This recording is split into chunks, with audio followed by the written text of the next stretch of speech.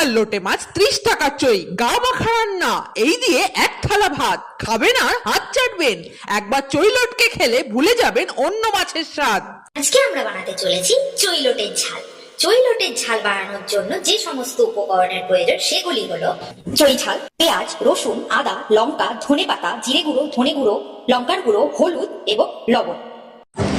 মিউনিসিপালিটির জলে লোটে মাছটা পরিষ্কার করে ধুই, চই ঝালকে টুকরো টুকরো করে কেটে আধা ঘন্টা ভিজিয়ে রাখি। এবার সব মশলা পিষে একেবারে লাল করে ফেলি।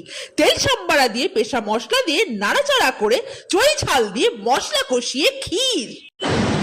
যেই মশলা কষে তেল ছেড়ে দেবে অমনি লোটে মাছ কড়াইতে ওলট পালট করে ধিমা আঁচে ছেড়ে দিই। জল শুকিয়ে গেলে ধনিয়া পাতা, গরম মশলা দিয়ে নামিয়েই শুরু। লোভ সামলে অপেক্ষা করা কঠিন। এক থালা ভাত চটকে নিয়ে শেষ হয়ে যাবে সাতকে সাত। চইলটের ঝাল রান্না কমপ্লিট। দেখতে যেমন সুন্দর, খেতেও স্বাদ এবং শরীরের জন্য ভীষণ উপকারী এই চই ঝাল দিয়ে লোটে মাছ রান্না করে আপনারাও খাবেন এবং সুস্থ থাকবেন।